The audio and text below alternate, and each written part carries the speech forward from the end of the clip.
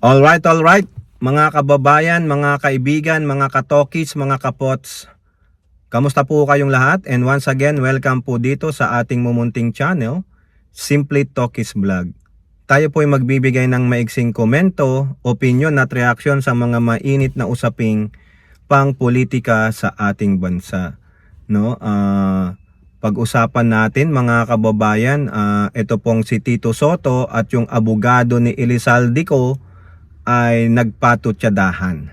Okay, actually sinagot lang naman ng abogado ni Elizaldico si Tito Sen tungkol sa sinabi nito sa isang interview sa Bilyonaryo na kung saan sinabi niya na mas maganda kay Elizaldico na umuwi, wag maging isang takas. Dahil kalaunan masasabit ka rin, no? Sinagot naman niya ng abogado ni Elizaldico. At ganun din po, ito pong ACT Teachers Party List Representative, Antonio Tino is hell-bent. Mukhang pupuntahan nito ang pinakadulo ng impyerno kung doon man niya pwedeng makuha yung kanyang powers para po panagutin ang ating Pangulo, lalong-lalo na dito sa mga korupsyon di umano sa 2025 budget, no? Nung nakaraang taong budget punong-puno po daw ng mga pork barrel, ika nga, no? Kasi ito na naman, may ginagamit na naman siya na kung saan direkta daw na involve ang Pangulo sa scam na ito. Okay, so shout out po lahat sa inyo and may God bless us all. So pag-usapan na natin mga kababayan, ito pong nagpapatutsadahan itong si Tito Sen at yung abogado ni Elizaldico. So sabi ko kanina, actually sinasagot lang naman nung abogado ni Elizaldico yung sinabi po ni Tito Sen na kung saan sa kanyang interview sa Bilyonaryo mas maganda kay Elizaldico na umuwi ng Pilipinas at harapin yung mga akusasyon laban sa kanya na tungkol po dito sa flood control scam na ito ng DPWH. Talagang itong si Elizaldico, kung malinis ka nga naman, kung matuwid ka, no? Umuwi ka ng Pilipinas, sarapin mo. Be man enough, face it like a man, no? Hindi yung alam mo puputok talaga Nakatunog ito sa aking opinion. Nakatunog ito at nagsabi na may medical condition ako, magpapagamot ako. Ba't di ka magpagamot sa Pilipinas? May mga expert naman dyan. Di sana kung may medical condition ka, di pumirmi ka lang sa isang lugar, di ba? Kung masama naman sa kalusugan mo magbiyahe ng magbiyahe. Sabi nila dati nandito ka sa Amerika, tapos una Singapore, Amerika, tumakbo ka na sa Europa. Di ba? Frequent traveler ka No? Kumbaga sa aking opinion lang baka naman dinahilan mo lang yung sakit-sakitan dahil natunugan mo, mai-implicate ka, kaya tumakbo ka na. Di ba? So sabi ni Sotto, mas maganda harapin mo personally, umuwi ka ng Pilipinas, wag kang maging takas. Yun po yung sinabi ni Tito Sotto kasi kalaunan masasakote ka rin ng galamay ng batas. Kaysa naman takas ka ng takas, ika nga, sabi nila dati, flight is a sign of guilt. Di ba, Elizaldico? Kung hindi ka naman talaga guilty, kaya mong sagutin lahat ng katanungan, saan napunta yung mga pondo para sa flood control, no? Yung mga akusasyon na nagdi-deliver ng pera dyan sa bahay mo,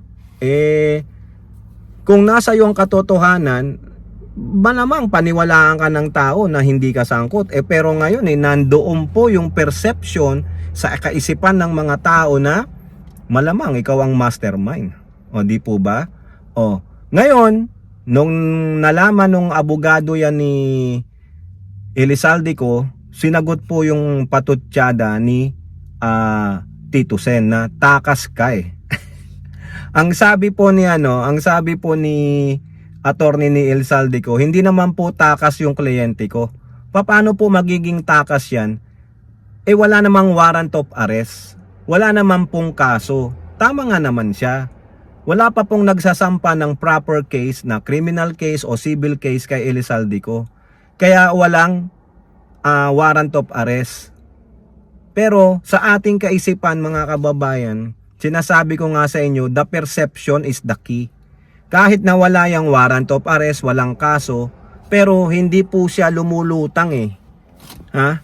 Ang maganda sa Blue Ribbon Committee ni Lacson, imbitahan nyo. Hindi na po siya congressman. Imbitahan nyo na siya. Padala nyo sa lawyer niya, tapos pag hindi siya umaten, yun. Pwede na siyang i-contempt, i-warrant of arrest. O ngayon, kung di pa rin siya sumipot, takas talaga siya. Pero ang sinasabi ko sa perception ng mamamayang Pilipino, takas ka, guilty ka kasi ayaw mong sumagot, ayaw mong magpakita. O ngayon malalaman niya. Kaya sabi niya baka na misinform lang si Titi Sotto. Baka nagkamali lang ng sinasabi. Hindi po takas ang aking kliyente. Bakit naman tatakas? Wala ngang warrant of arrest. Wala ngang kaso. Pero ulitin ko, the perception is the key. O, di pa? Lalong-lalo na sa mga marites. Lalong-lalo na sa mga taong, ay, yan yun eh. Ganun din yun, may kaso o wala, ayaw mo magpakita, umalis ka ng Pilipinas at ang dinadahilan nga nila, meron siyang medical condition sa advice ng doktor niya, hindi siya pwedeng magbalik at meron daw threat sa buhay niya sa Pilipinas. Ganun po ba? Sa dami ba naman ng pera mo, bilyon-bilyon, mayaman ka?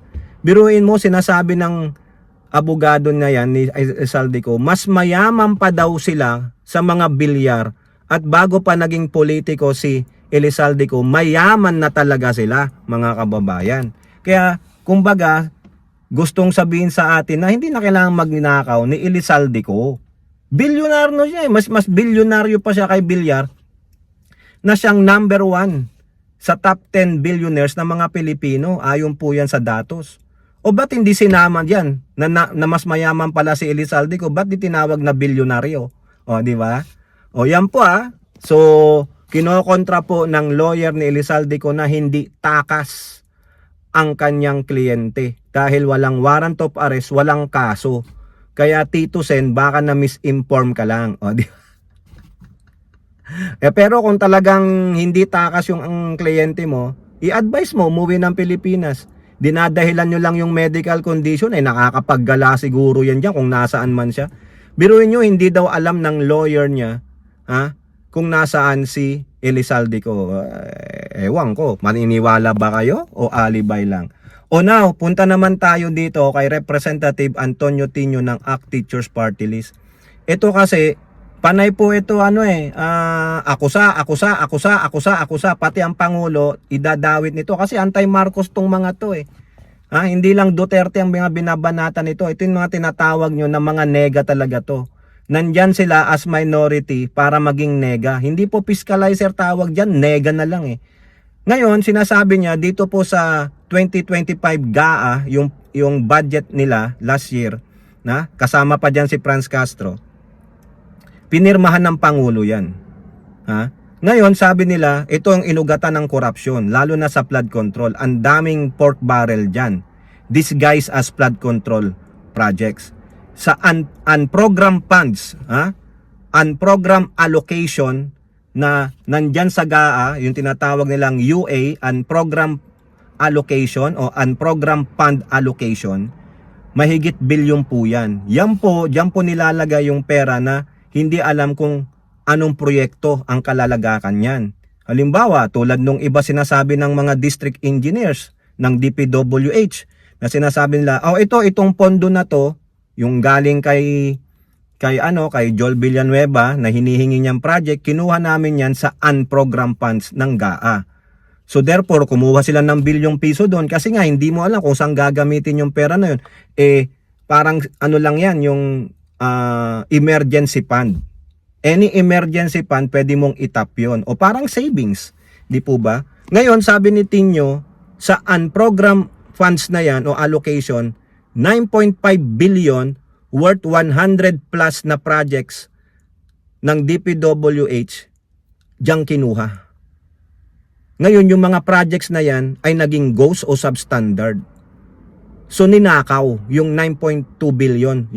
May mga programa sa iba't ibang bayan na ganito ang billion. So, ang totality, 9.2 billion pesos with 100 plus na flood control projects. At ang sabi niya, diretso may pananagutan ang Pangulong Marcos dito. Dahil pinirmahan niya yung GAA. Ha? So yun po ang contention niya. Kumbaga sinasabi niya may pananagutan ng Pangulo dito dahil pinirmahan mo ito. Dapat kang magpaliwanag dito. O sige, given pinirmahan ng Pangulo.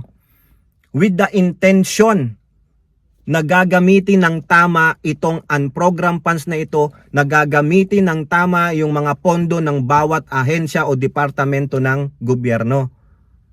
Pinondohan niyang GAA, pinirmahan para may pondo kayo. Para meron kayong panggastos. Ngayon, kasalanan ba ng Pangulo na ginamit sa mali ng mga tiwaling, mga kawani at opisyal ng gobyerno yung pera? Ganun po ba? So ibig sabihin parte ng korupsyon ng Pangulo in good faith, tingyo in good faith. Ngayon kung gusto mo talagang panagutin ng Pangulo, gusto nyong tanggalin, ikulong, kasuhan, i-impeach, magpakita kayo ng ebidensya na direkta ring kumuha ng pera ng pagnanakaw ang Pangulo. Sino ba ang sinasabit ng mga whistleblowers ng DOJ? Sino yung tinuturo nila na sangkot sa katiwalian na ito ng flood control scam? Ni minsan ba nabanggit ang pangalan ng Pangulong Bongbong Marcos? Sinabit ba nila? Tinyo? Ikaw kung makakakuha ka ng pruweba, yung totoong pruweba, hindi gawa-gawa, hindi gawang AI o anuman, baka paniwalaan kita, basta legit ang ano mo, ebidensya mo.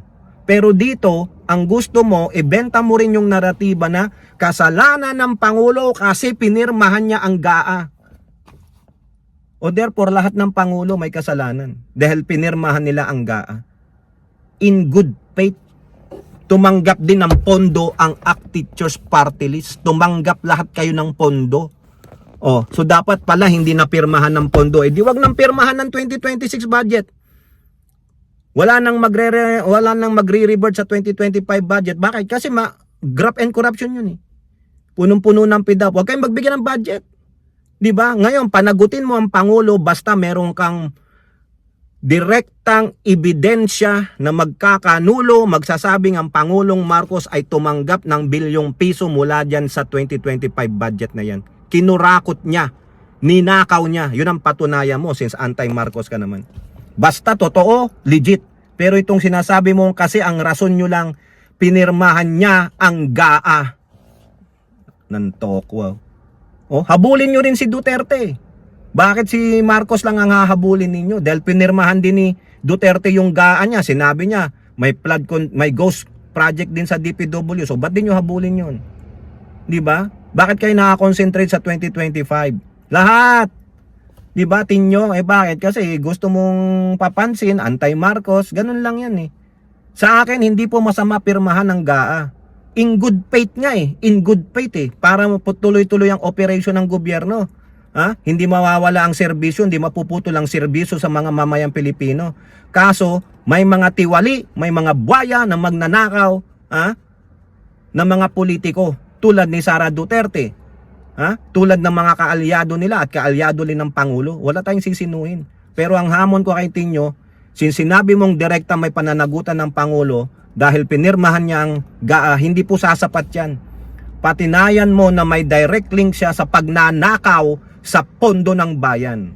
Okay? So yan lang po mga kababayan. Comment down below and don't forget to like and share. Hope to see you in our next videos. Bye-bye. God bless.